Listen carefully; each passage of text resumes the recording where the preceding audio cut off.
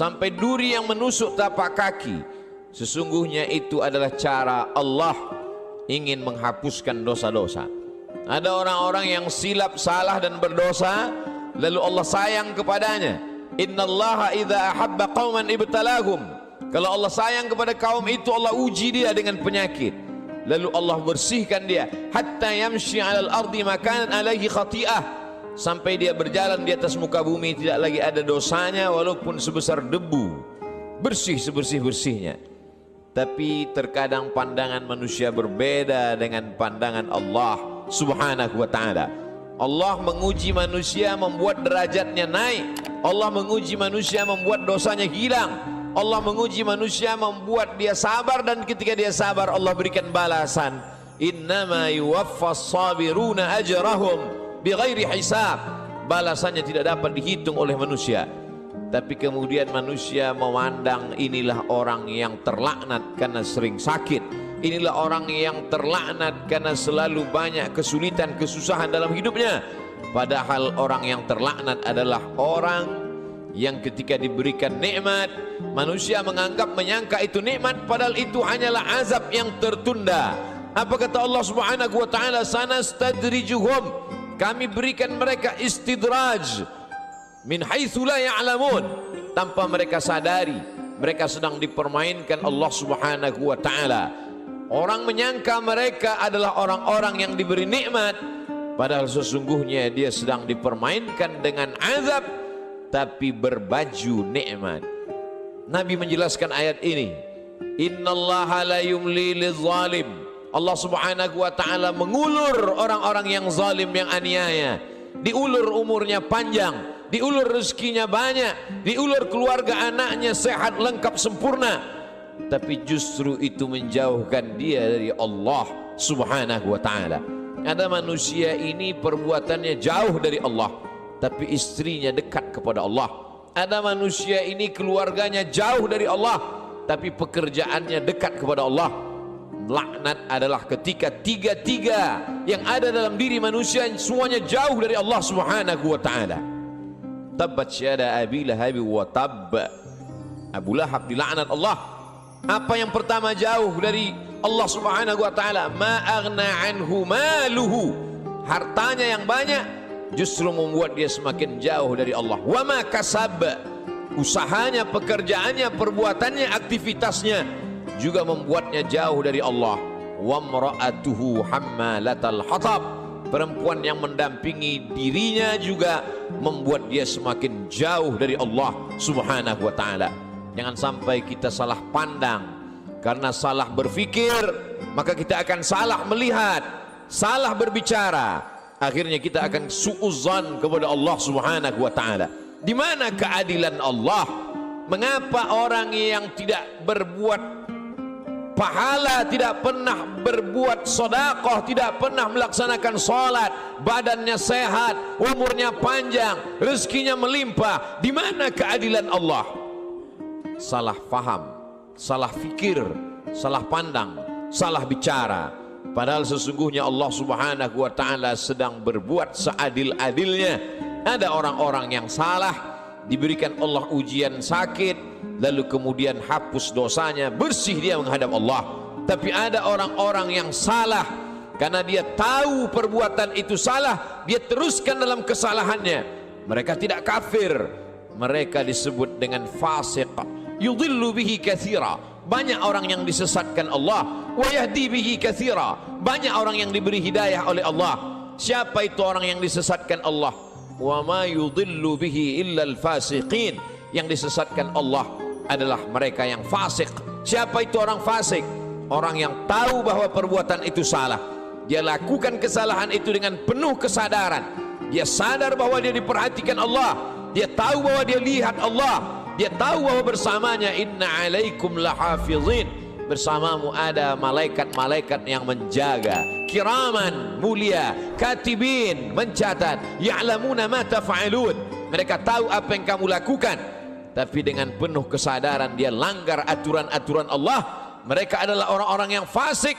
Mereka diazab Allah Subhanahu wa ta'ala di dunia, bukan dalam bentuk kemiskinan, bukan dalam bentuk kefakiran, bukan dalam bentuk penyakit, diazab dalam bentuk kenikmatan agar dia semakin jauh dari Allah Subhanahu wa taala.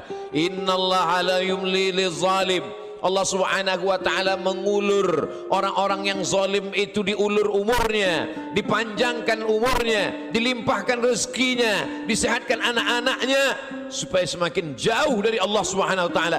Hatta idza akhadhahu lam yuflithu, sehingga ketika Allah menjatuhkan azabnya ke neraka jahanam nanti, maka tidak ada lagi yang tersisa dari dirinya kecuali hanya layak menerima azab Allah Subhanahu wa taala. Innallaha la yazlimu mithqala dzarrah. Allah tidak pernah berbuat zalim aniaya walaupun sebesar biji sawi, sebesar ujung rambut, sebesar ujung tombak, sebesar mata kail pancing, sebesar butiran debu, sebesar tapak kaki semut yang hitam di atas batu yang hitam di tengah malam yang kelam. Tidak pernah Allah Subhanahu wa taala zalim dan aniaya. Lalu kenapa manusia itu masuk neraka? Karena perbuatannya sendiri, karena tindak tanduk dan tingkah lakunya. Karena Allah sudah memberikan dia ala fil jasadi mudghah.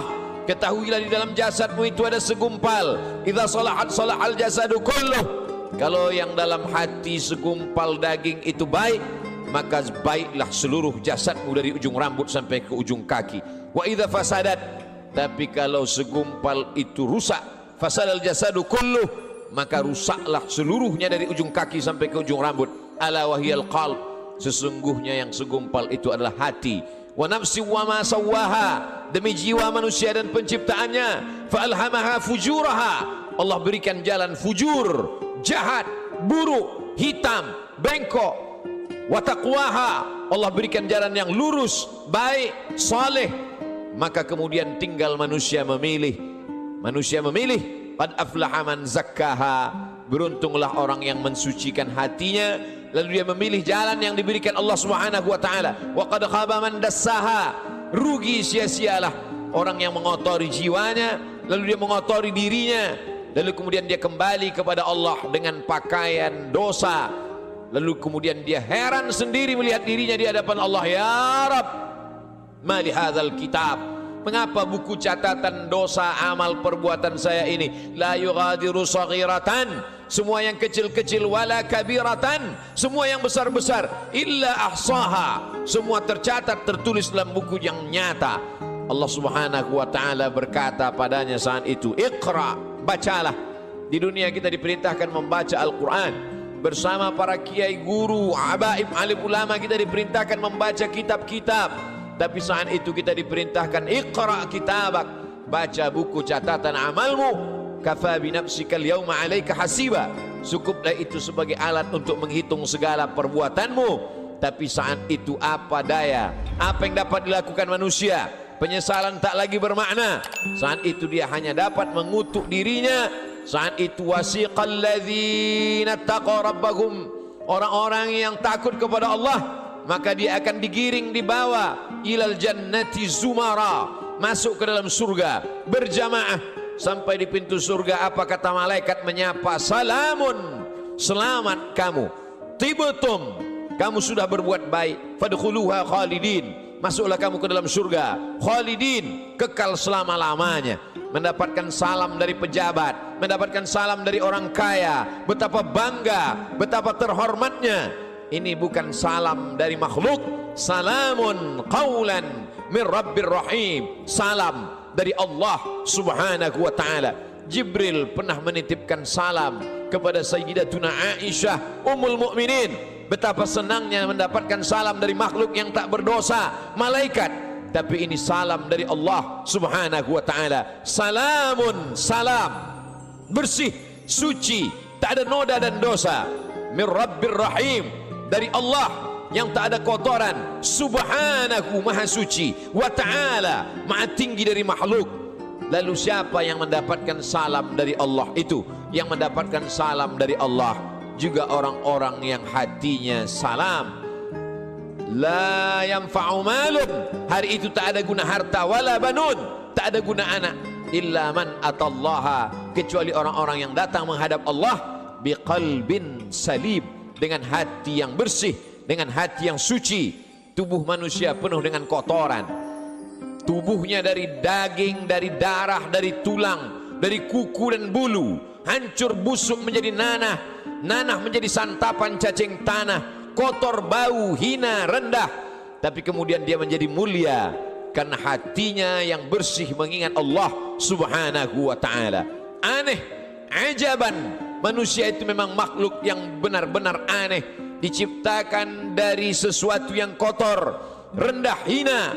Lalu kemudian setelah ditiupkan roh ke dalam jasadnya, faqa'u lahu sajidin, semua makhluk-makhluk malaikat bersujud kepadanya. Lalu kemudian Allah subhanahu wa ta'ala mengujinya. Setelah makhluk bersujud kepadanya, maka iblis menggodanya. Tergoda dia dengan segala yang apa dia lihat di dunia. Semua yang dia pandang menggoda, semua yang dia dengar juga menggoda hati kecilnya.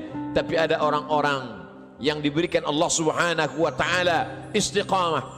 Alladzina qalu rabbuna Allah, mereka berkata Rabbku Allah, summa istaqamu, setelah itu dia istiqamah, maka Allah berikan balasan. Tatanazzalu alaihimul malaikah, turun kepada mereka malaikat. Apa kata malaikat? Berkata, alla takhafu, jangan kau takut, wala tahzanu, jangan kau sedih. Karena memang penyakit manusia hanya dua saja. Yang pertama takut, yang kedua sedih. Takut terhadap masa depan, sedih terhadap masa lalu, sedih terhadap masa yang sudah lampau. Ada kekhawatiran, ada kecemasan yang berlebih dalam diri manusia untuk melihat masa depan. Cemas yang berlebih itulah yang membuat naik tensi darah. Cemas yang terlalu berlebih dari batas normal itulah yang membuat naik jantung koroner, diabetes dan lain sebagainya. Tapi orang-orang yang istiqamah, dia selalu berada dengan Allah subhanahu wa ta'ala. Masalah hidup ini besar, tapi dia berharap kepada yang maha besar. Allahu Akbar. Masalah hidup ini hebat, tapi dia mendekat kepada yang maha hebat. Allah Jalla Jalaluh, mulia. Tidak ada yang lebih mulia daripada Allah subhanahu wa ta'ala. Semua yang bersama dengan Allah, maka Allah akan membersamainya.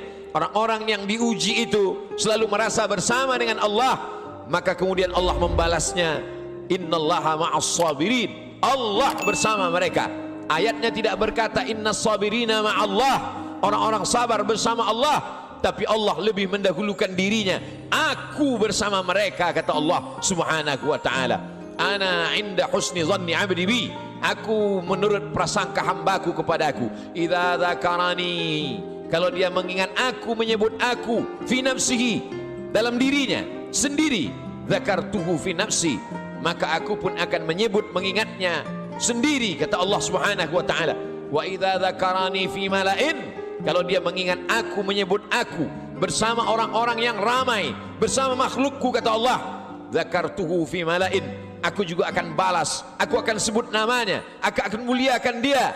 Fi mala'in khairum min mala'ihim, di satu kelompok jamaah, di satu kelompok orang makhluk yang lebih mulia daripada mereka. Saat itu makhluk ini dimuliakan Allah subhanahu wa ta'ala. Majtama'a qaumun fi baitin min buyutillah, sekelompok orang berkumpul di rumah Allah, yatsluna kitab Allah, yang dia baca adalah firman ayat-ayat Allah, wa yatadarasunahu fima bainahum, dia kaji isinya dalam kajian tafsir, dalam kajian fikih, dalam kajian hadis, dalam kajian akhlak, dalam kajian usul fiqh.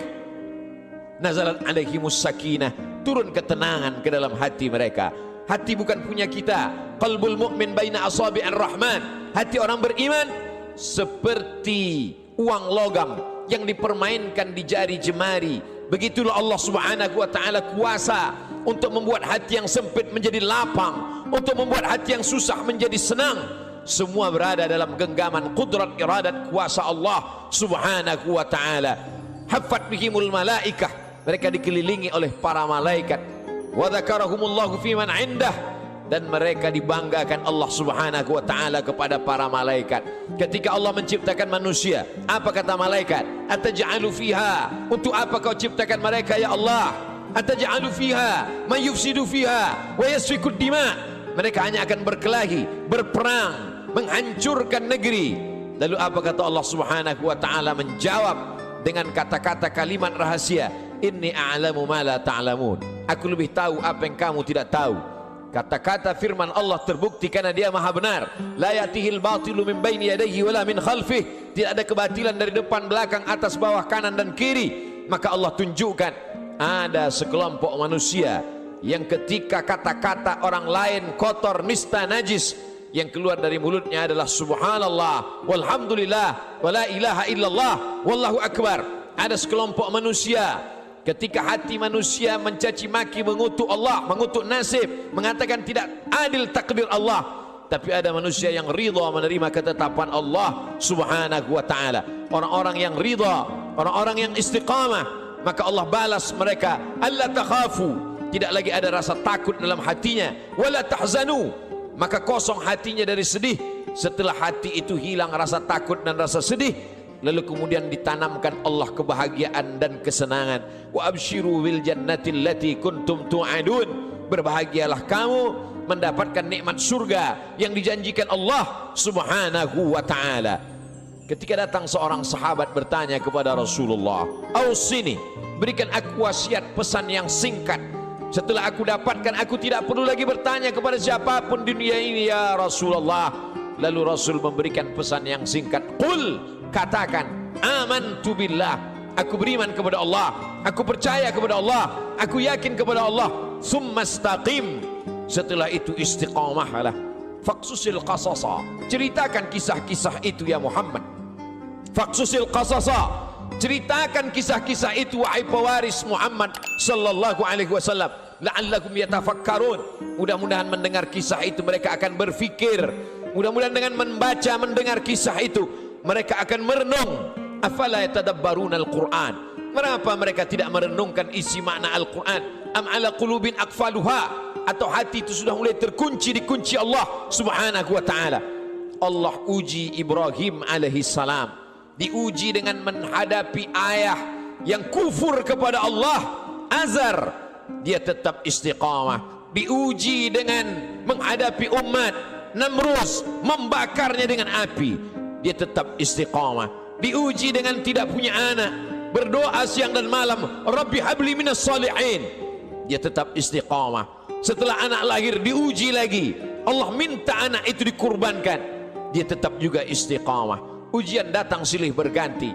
Itu juga yang terjadi pada Musa alaihi salam, dibesarkan di istana Fir'aun, lengkap dengan segala kenikmatan dan kemewahannya.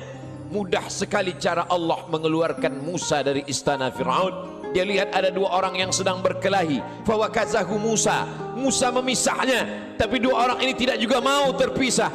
Musa memukulnya. Saat itu takdir berkata orang itu mesti mati, dan kebetulan yang mati itu adalah bagian dari komunitas Fir'aun. Nabi Musa takut. Sebenarnya itu hanya skenario cara Allah agar Musa keluar dari istana Fir'aun. Lalu kemudian saat itu tidak ada tempat dia bergantung.